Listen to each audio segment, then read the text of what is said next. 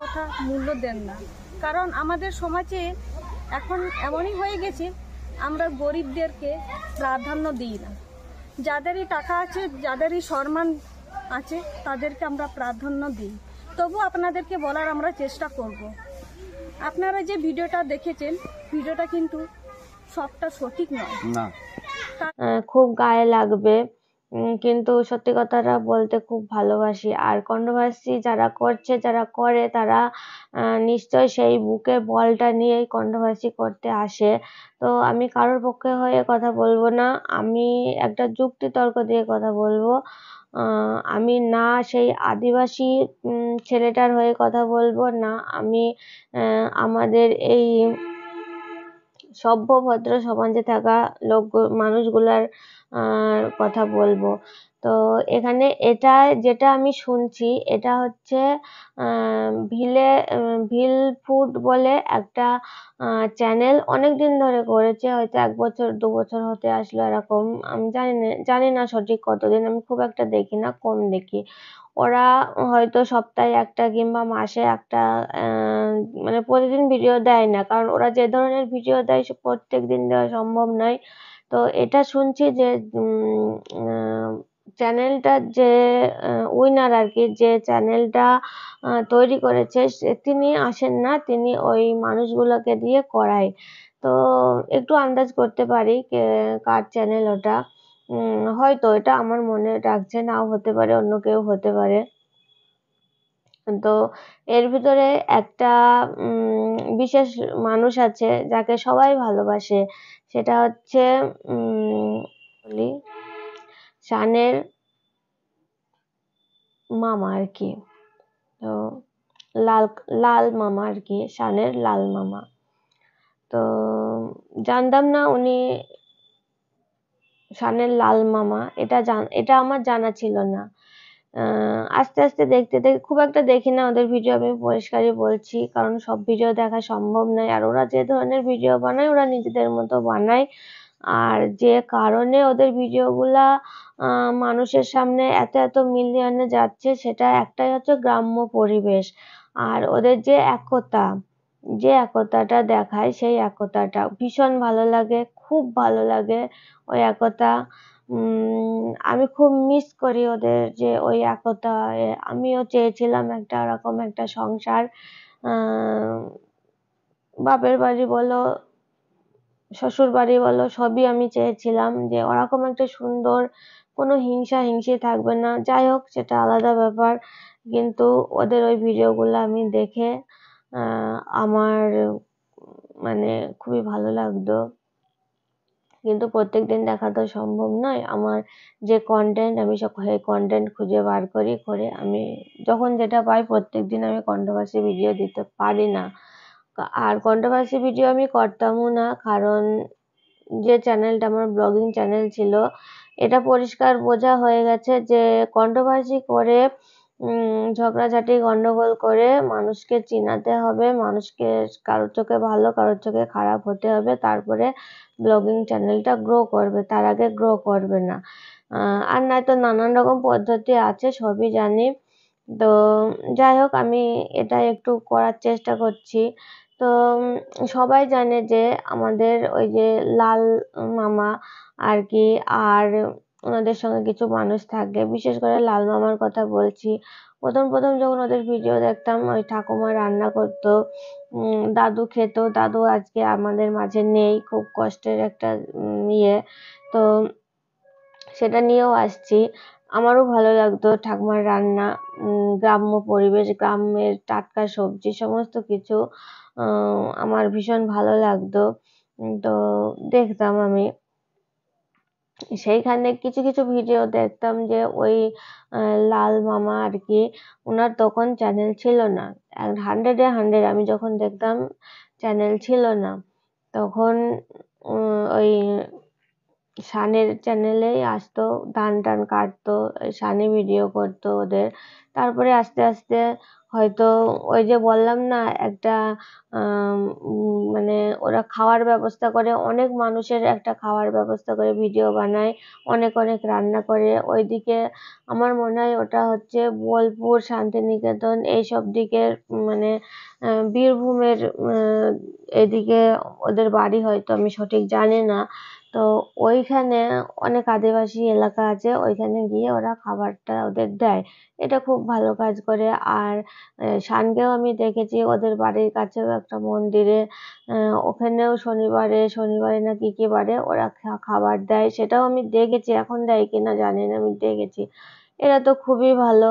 আর সবচেয়ে বড় কথা দিচ্ছে, এটা ভালো। দ্বিতীয় কথা, ওরা এমনি দিচ্ছে না, এটা বাস্তব সত্যি। কারণ ওরা যদি 50,000 টাকার মানে খাবার দেয়, সেখানে 5 লাখ টাকা তুলে নেয়, এরকম একটা ব্যাপার। কিন্তু ওই যে লাল মামা, ওনার কথাবার্তা, উনি যেভাবে করে, খুবই সহজ সরল সাদাসিধে মনে হতো যখন ওর চ্যানেল ছিল না। এখন ইদানিং আমি দেখি একটু চালচলন আলাদা। আর বিশেষ করে যে কথাটা আমি বলতে এসেছি, একটুখানি আগে আমি একটুখানি ক্লিপ দেখালাম, তো দেখতেই পাচ্ছেন ভাই আর বোন। তো বুঝতেই পারছেন যে আমি এটাও শুনেছি, ওদের ভিডিও আমি একটুখানি দেখেছি, ছেলেটার বিয়ে হয়েছে, তো বউটা নেই। আর এই আদিবাসীরা নাই, আমরা সব জায়গার আদিবাসীরাই হচ্ছে ওই হাড়িয়া খাই। মদ টদ খাই কিনা জানি না, আর ওই হাড়িয়াকেই মদ বলে কিনা সেটাও জানি না, তো হাড়িয়া খায়। আমাদের এখানেও একটা জায়গা আছে, সেখানে আদিবাসী এলাকা কিছু মানুষ আছে, তাদের বাড়ি গেলে হাড়িয়া পাওয়া যায়।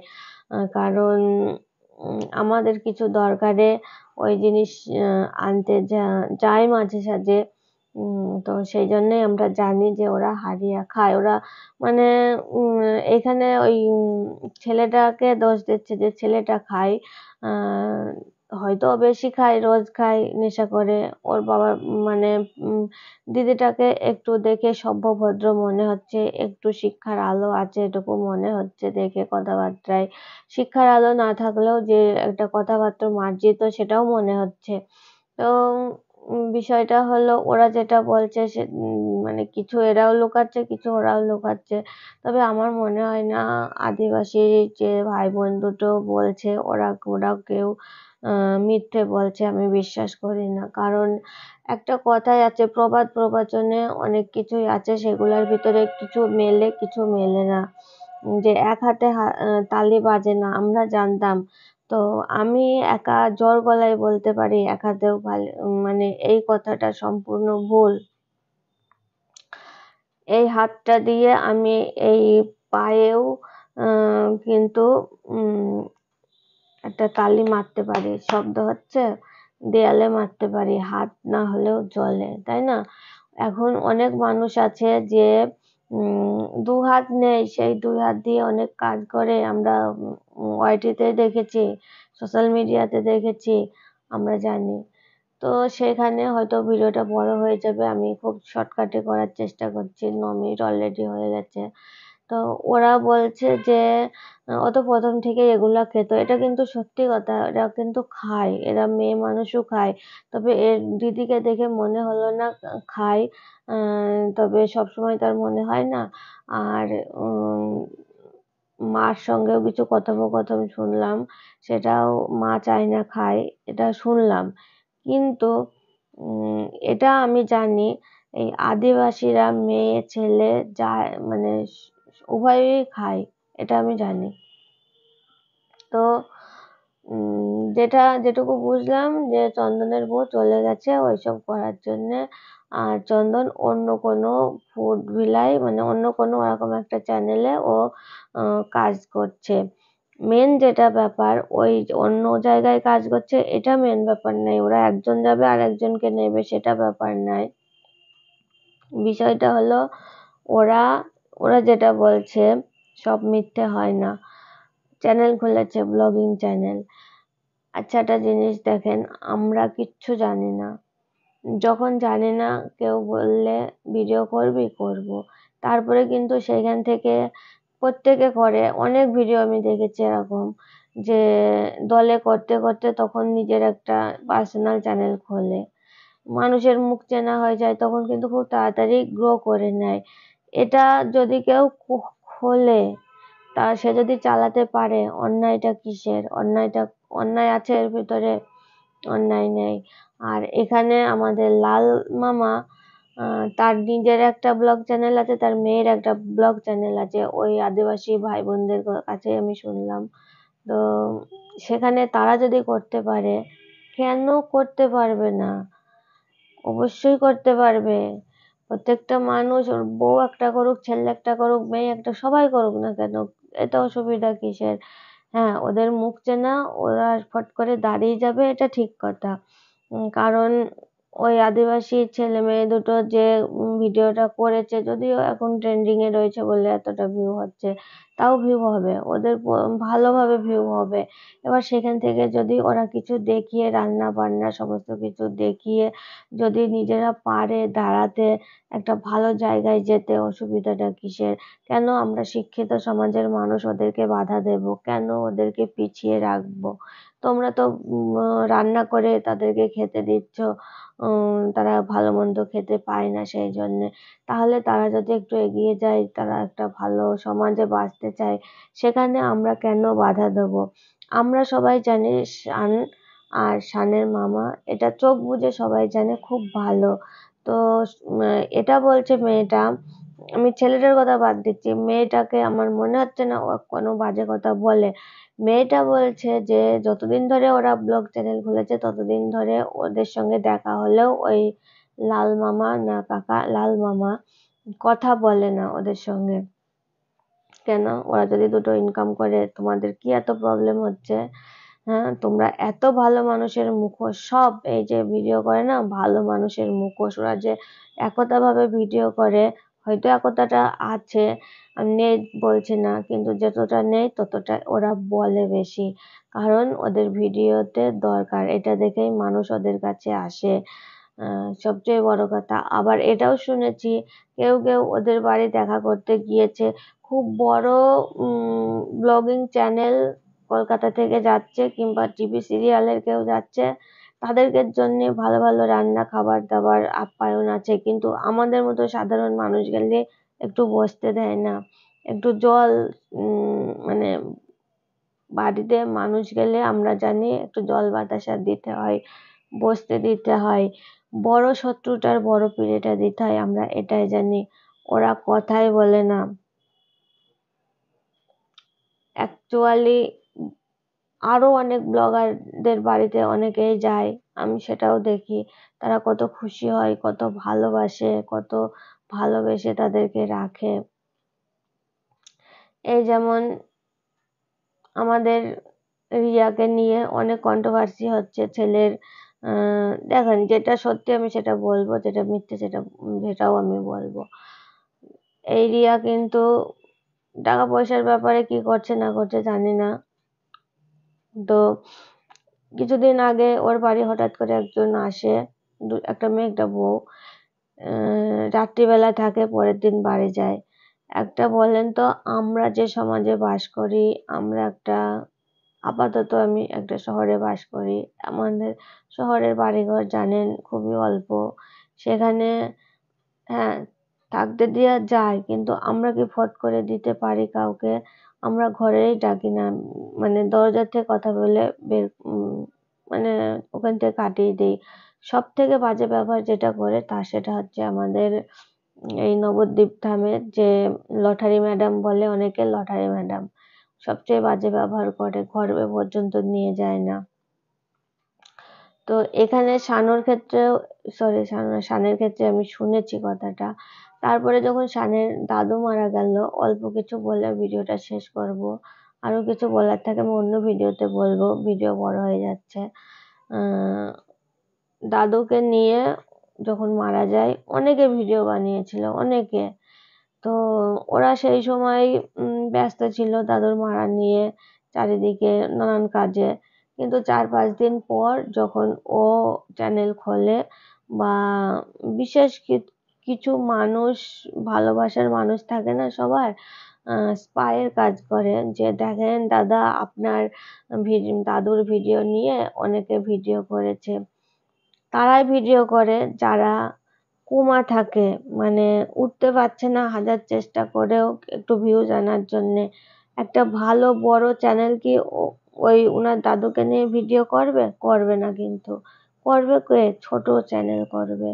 যদি একটা ভিউজ হয়, যদি কারোর চোখে পড়ে, এই জন্যে। তো উনি সঙ্গে সঙ্গে কথাটা শুনে ফোন বের করে ওয়ার্নিং দিয়ে দিল, 24 ঘন্টার ভিতরে যদি দাদুর কোনো ভিডিও কারোর চ্যানেলে দেখি আমি স্ট্রাইকের পর স্ট্রাইক দেব। সেখানে আমার কিছু করার নেই, আমি ওয়ার্নিং দিয়ে দিচ্ছি। ভাগ্যিস আমি দিয়েছিলাম, কারণ আমি দাদুর মরার ভিডিওটা একটুখানি দিয়েছিলাম, একটা ভিডিও আমি করেছিলাম। মানে জানি না যদি আমি না দেখতাম ভিডিওটা, সবাই দেখেছিল সবাই, কিন্তু আমি তো সবসময় মানে খুলে ওইসবগুলা ঘাঁটি না।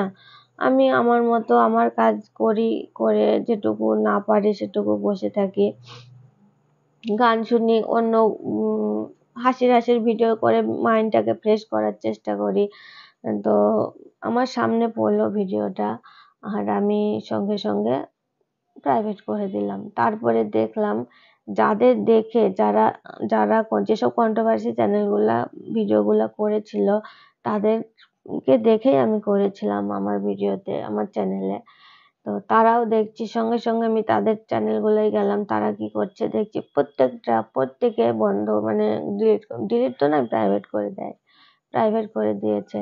তাহলে শানু এত ভালো, এত ভালো বড় মনের মানুষ, তারা কাকামা কাকি জ্যাঠা জেঠি বাইরে থাকে, যারা সবাই একসঙ্গে থাকে, এত সুন্দর একটা পরিবেশ। অবশ্যই নিজেরা ভালো থাকো, এইভাবে যদি সত্যিই থাকো সবারই ভালো লাগে, আমরাও দেখতে ভালোবাসি, আমরা সেই জন্যই দেখি। তো এইখানে তোমাদের মন এতটা বড় যে তোমরা প্রতিদিন এত ভিউজ নিচ্ছ, এত টাকা কামাচ্ছ, আর দাদুর ভিডিও কদিন মানুষ করতো? 2 দিন 3 দিন 5 দিন 1 সপ্তাহ, তারপরে তো বন্ধ করে দিত। একটা কন্টেন্ট নিয়ে কটা ভিডিও মানুষ নামায়? বেশি বানাতে পারবে না। সেখানে শান বলে দিল, এইরকম ওয়ার্নিং দিল, করতে দিল না। তো আমার কথা হলো, আমি একটা কথাই বলবো, আমার ভিডিও যদি ওই আদিবাসী ভাই বোনদের কাছে পৌঁছায় বা যেই দেখুক, তোমরা ওইসব কথা বাদ দাও যে আমরা সুইসাইড করতে হবে, আমাদের এই করতে হবে, এসব কথা কারোর কথা কান দেওয়ার দরকার নেই। যখন তুমি ব্লগ ভিডিও বানিয়ে ফেলেছো, যে তোমার থাম্বনেল যদি নাও দিতে পারো, তুমি যদি কোমা হয় ভিডিও, তাও তুমি দাও, আস্তে আস্তে শিখে যাবা। আমরা কেউ প্রথম থেকে সবকিছু শিখে আসিনি। আস্তে আস্তে কষ্ট করে শিখতে আমরা উন্নত করি আর কি, ভিডিওটাকে ভালো করার চেষ্টা করি। তোমরাও সেইভাবে করবা। তোমরা খবরদার ওইসব চিন্তা ভাবনা করবা না। আর ওরা ওদের ভিডিওতে নিল না নিল দরকার নেই। আজকে ওরা এসেছে, কালকে আরো 5 জন আসবে। আজকে কয়েকটা, যদিও প্রচুর কম্পিটিশন এটার ভিতরে চলে এসেছে, তবুও গ্রামের খুব কম মানুষ আসে বা এসব ভিডিও দেখে, শহরের মানুষই বেশি করে। আর গ্রামের মানুষ যারা জানে, যারা করে, তাদের তো প্রচুর ভিউ হয়, প্রচুর টাকা ইনকাম করছে, তারা বুঝে গেছে। আর সবাই তো বোঝে না, সবাই জিনিসটা খারাপ চোখে দেখে, খারাপের কিচ্ছু নেই। তুমি যদি খারাপটা দেখাও তবে খারাপ, খারাপটা না দেখালে খারাপ নাই। তবে আমি ইউটিউব কর্তৃপক্ষের কাছে একটা কথা অনুরোধ আমি রাখবো, যে 2 দিন আগে, কাল না পরশুদিন যাই হোক হবে, যেহেতু আমি ফেসবুক খুব একটা করি না, ফেসবুক অ্যাকাউন্ট আছে, আমার পেজ আছে, যেদিন মনে হয় পেজে আমি ভিডিও ছাড়বো ছেড়ে চলে আসি। কে দেখলো, কটা ভিউ হলো, কি হলো, কিচ্ছু দেখি না, শর্টও ছাড়ি, কি হলো, আমি ওদিকে যাই না। আর ইনস্টাগ্রামে সব একই ব্যাপার। আমি যেটা সবসময় অ্যাক্টিভ থাকি সেটা হচ্ছে ওয়াইটিতে। তো ওয়াইটির কিছু হয়নি, ওই দুটো বন্ধ হয়ে গিয়েছিল কিছুক্ষণের জন্য, কোনো কারণে, জানি না এখনো কারণটা কি। তো অনেকেই হার্ট ফেল করার মতো অবস্থা, কারণ তারা সেখান থেকে রোজগার করে খায়। অনেক কষ্ট করে চ্যানেল দাঁড় করিয়েছে, এটা বলার বলতেই হয়। কিন্তু এটাও ঠিক যে এইটার ওপরে নির্ভর করে করা উচিত নয়। তুমি যত জনপ্রিয় মানুষই হও, যত টাকায় তুমি ইনকাম করো, তুমি করো, ইউটিউব করো, ইনস্টাগ্রাম করো, যেখানে যা খুশি যা ভিডিও করার করো, কিন্তু তোমার এটা মেন একটা ইনকাম সোর্স। তুমি মাসিকালি 50-60 লাখ টাকাও যদি ইনকাম করো না, তাও কিন্তু এইটাকে মেন একটা ইনকাম সোর্স হিসাবে ধরলে হবে না, কারণ যখন তখন এই জিনিসগুলো বন্ধ হয়ে যেতে পারে। হ্যাঁ, এটা ঠিক, বন্ধ হয়ে গেলে আরেকটা কিছু আসবে, অন্য কিছু আসবে, ইনকামের আসবেই, এটা একটা ফোনের একটা হয়ে গেল। তো যাই হোক, সবাইকে বলবো সবাই এইটা নিয়ে শুধু পড়ে থাকবে না, ইনকামের আলাদা সোর্স করবে। তবে অনেকে ব্যবসা করতে চায়, পুঁজি থাকে না, সেই ক্ষেত্রে এইটা করে তোমরা পুঁজিটা করে নিতে পারো, করে নিয়ে একটা ব্যবসা করতে পারো। আর আদিবাসী ভাই বোনদের আমি বলবো, তোমরা নিজেদের মতো ভিডিও বানাও, কারোর কথা শুনবা না, ভিডিও বানিয়ে টাকা পয়সাগুলা ওই হারিয়া খেয়ে নষ্ট করো না, একটা জায়গায় করো, গোছাও, গুছিয়ে একটা ভালো কিছু ব্যবসা করার চেষ্টা করো। এটা করো না যে শুধু ইউটিউবে আমার ভালো বেশি ভিউজ আসছে, বেশি টাকা আসছে বলে আমি উড়িয়ে দেব, এটা করো না। আমার কথা তোমরা শুনবা না, আমি জানি আমার কথা কতদূর পৌঁছাবে সেটাও জানি না, আদৌ পৌঁছাবে কিনা সেটাও জানি না, তবে আমার করার কথা করলাম, বললাম। ভালো লাগলে শেয়ার করে দেবেন। আর তোমাদের বলছি, তোমরা কারোর কথায় কান দিও না, উল্টাপাল্টা সিদ্ধান্ত নিও না। মানুষ মুখোশধারী, ওপরে ভালো ভেতরটা খারাপ, মাকাল ফল। তো যাই হোক, আজকের মতো এইটুকু, বাই।